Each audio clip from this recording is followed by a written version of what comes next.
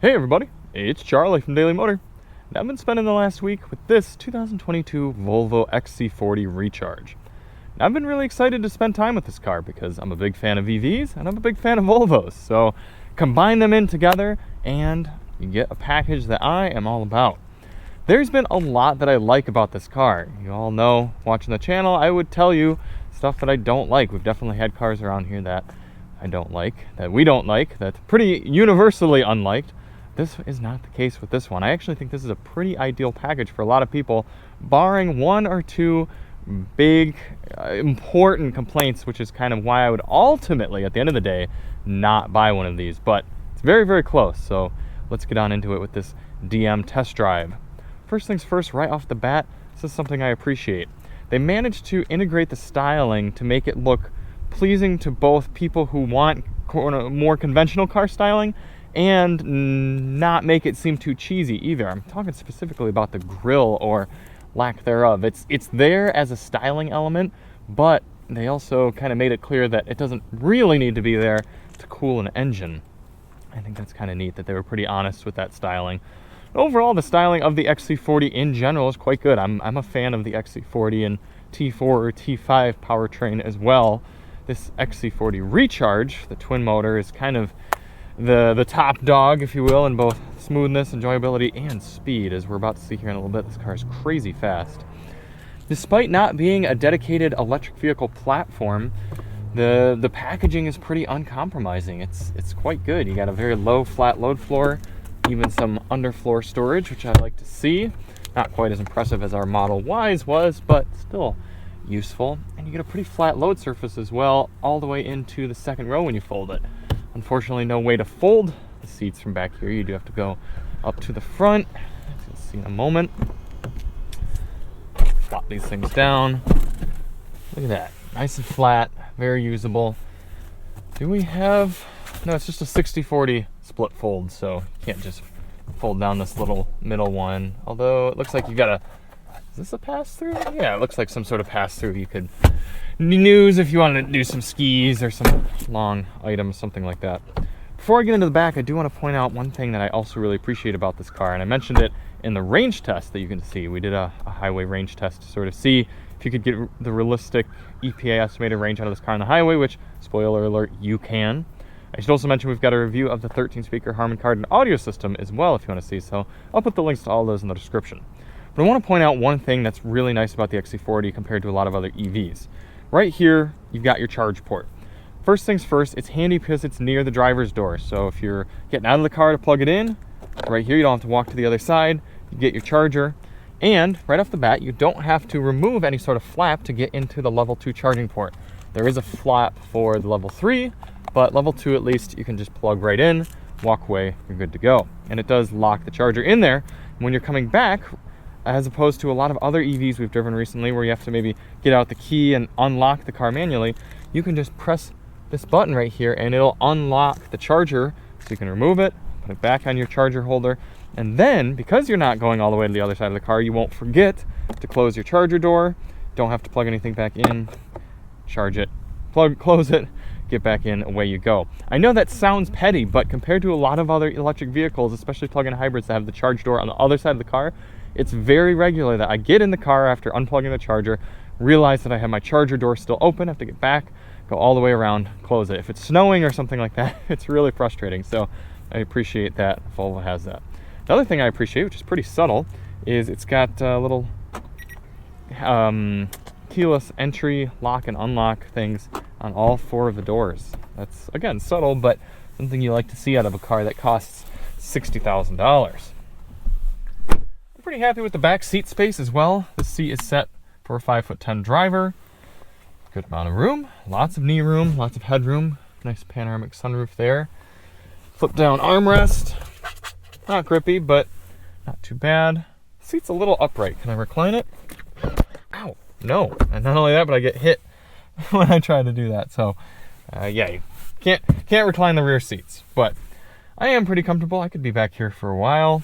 You have heated seats in the rear on this Ultimate model and some air vents. Looks like there'd be just about enough room to put a rear-facing car seat as well. You'd probably have to scoot the driver's, or rather passenger seat forward a little bit, but certainly doable. before we get into the front, I'll show you the frunk, if you will, the under trunk storage facility. It's an interesting paint. It's almost like a bluish gray. It's not what I would get, but I know a lot of people like it. Go, just a small frunk, able to get something like this charger in here, or I think you can remove this center partition and actually fit some larger items in there. I've seen Volvo touting bags going in the front, but not the most usable frunk, but it is nice to have that space there regardless. I'd probably keep my portable charger as well as an extension cable or something, maybe some adapters if need be. Getting into the front, a lot of things I like. I like the Alcantara lined seats. I like the white cross stitching. I like the seats in general. I've actually spent a good amount of seat time in here, and I've been pretty comfortable. Another feature I like with the XC40 is no start button. No sort of thing you gotta start the car. You simply put your foot on the brake, put it in gear, and look at that. Everything's on and ready to go. I'm actually gonna put it back in park for a moment here. Pleasant bings and bongs. It's an attractive interior overall, I'd say. Alyssa and I weren't huge fans of this styling element. It's not bad, but I'd prefer something more like a wood grain, but I understand that's not what Volvo's going for with this car.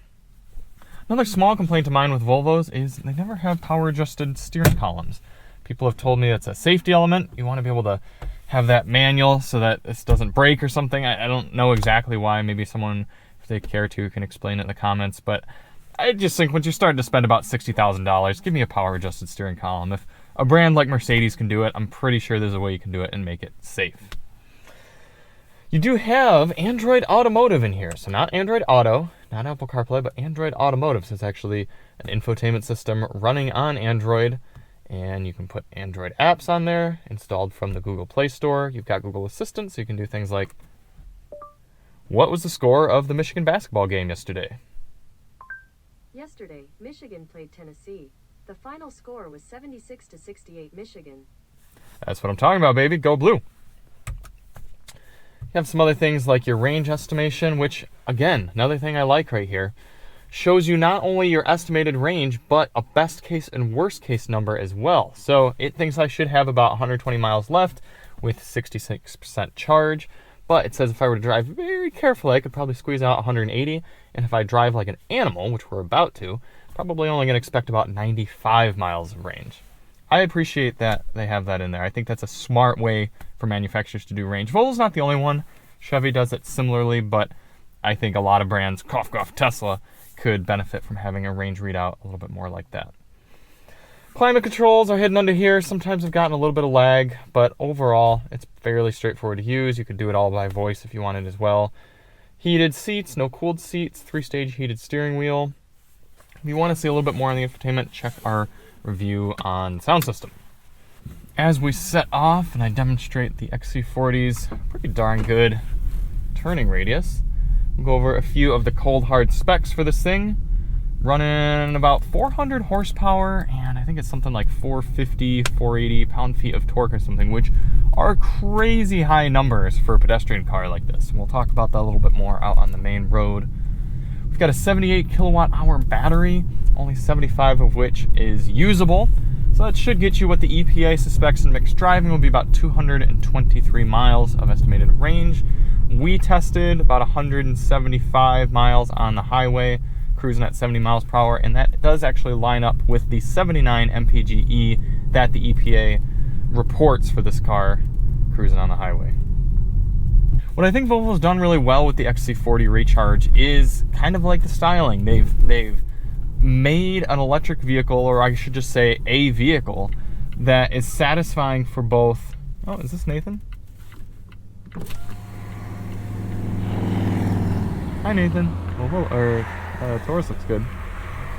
They've made a vehicle which is satisfying to both an electric vehicle enthusiast and someone who just likes convention, who likes to keep things simple, keep things normal and familiar. The steering, pretty normal. The driving experience, other than the really, really fast speed, pretty normal. You do have the option to turn on and off one-pedal driving, which I very much appreciate.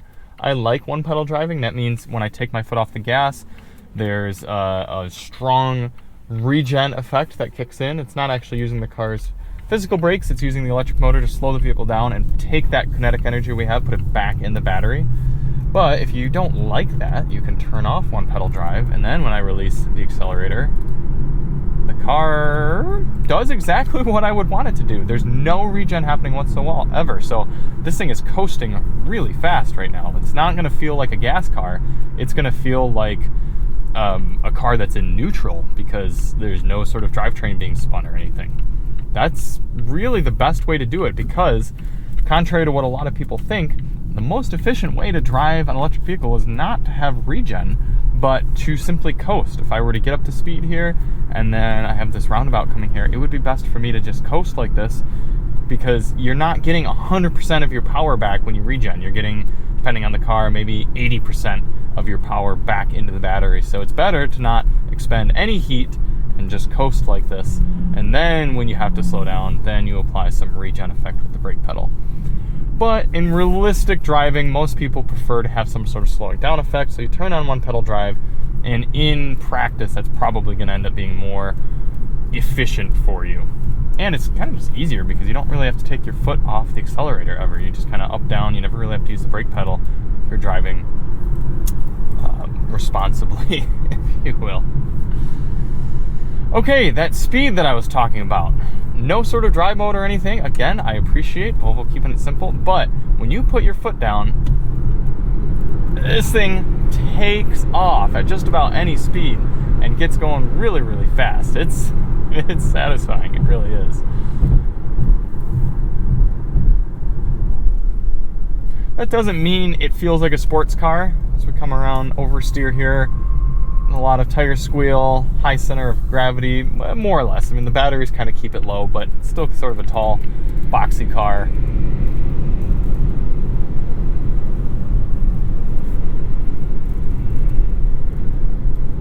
And the guardrail. The steering is nice and light, but if you do prefer a firmer feel, Volvo's got you covered. You go driving settings, scroll all the way down and get steering feel firm. Do you want your steering to feel firm? Then you click that button and all of a sudden the steering is a little firmer. It's not super satisfying, responsive, feeling the bumps of the road through the car sort of firm, but it makes it a little heavier. Rough road section, middle of the road ride quality for the XC40 Recharge. It's certainly better than something like the Tesla Model Y, but it's not luxury car smooth. So get up to 60 and do a braking test.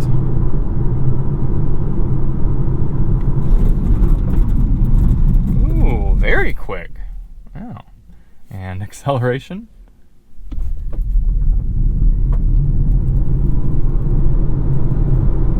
You do still seem to get most of your power even down here at 63%. I did run this car all the way down to about 8% yesterday, and it popped up with a little turtle that said low power mode at about 10%. And on my power meter there, I had little orange sections that actually blocked it off, and I was only able to get about this much power, which is still plenty to drive around, but much, much slower than the full tilt which you have across the battery range.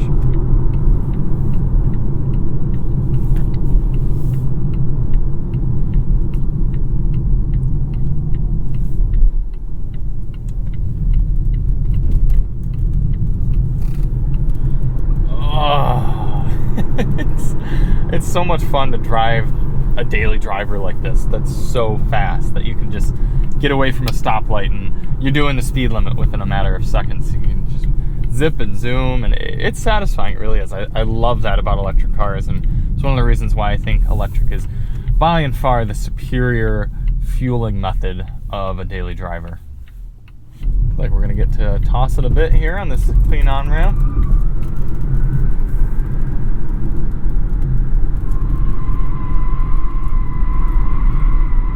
Tires still give up pretty easily, so even though you got that low center of gravity and all that power, it's not going to feel like a sports car. Highway speed, nice and quick, 70 miles per hour. It's decently quiet in here. Not too bad.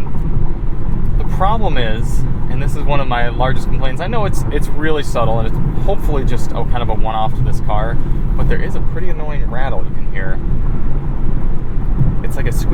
brake rattle, where the plastic bits come together. There's hard plastic all around here, and where it comes together in the center console, there's been a rattle all week that gets worse as the car gets warmed up.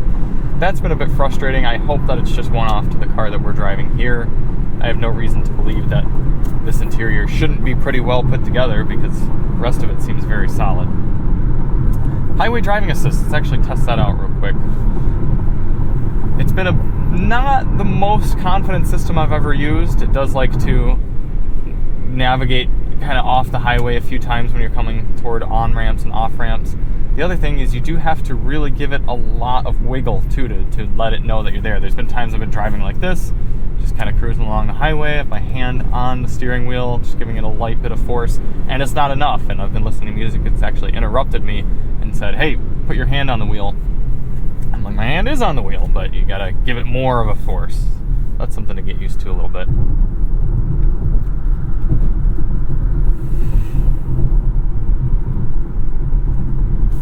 Overall, very few things to complain about with the XC40, so why did I say that I wouldn't recommend it?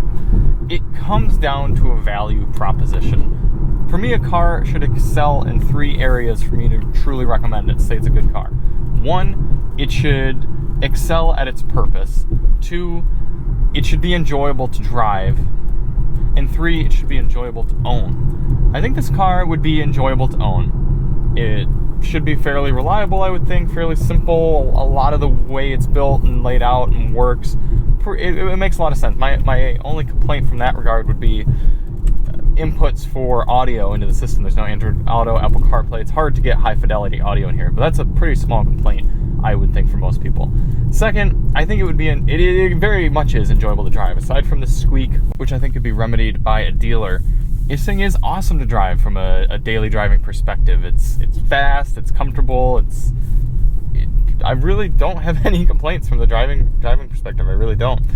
What kind of gets me, and the holdup for me would be, how well does it excel at its purpose?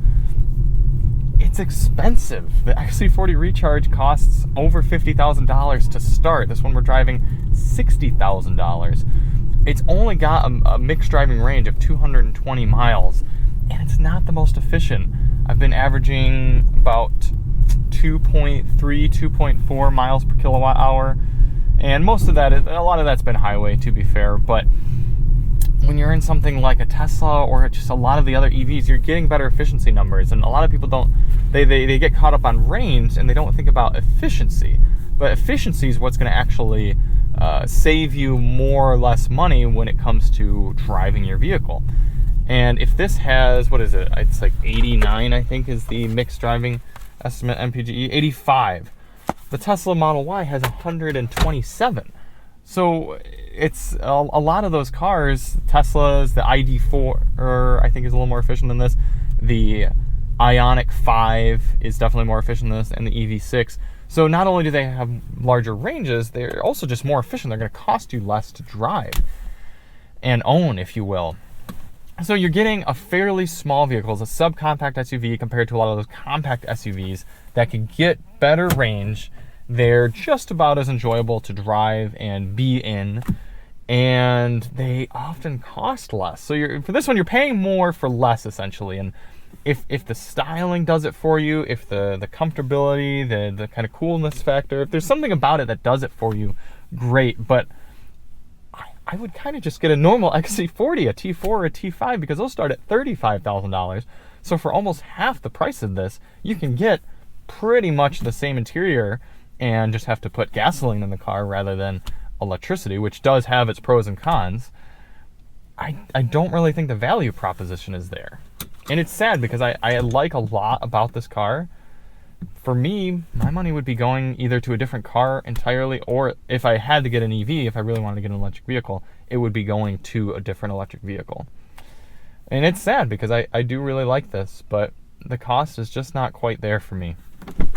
In fact, I would probably just get something like a Volvo V60. I think the V60 looks even better. It's a little more practical. It's going to ride nicer. I could get that Bowers & Wilkins sound system, which would be huge for me.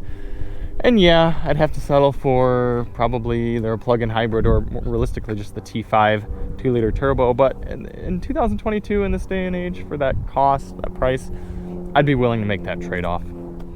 So XC40 is an awesome car, and I do very much like it.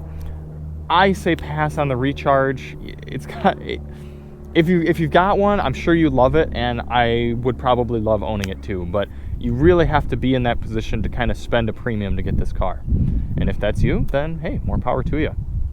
Thank you all so much for watching. If you do want to see more on the XC40, check the links in the description, and we'll see you on the next one. I'm Charlie from Daily Motor, and as always, drive on.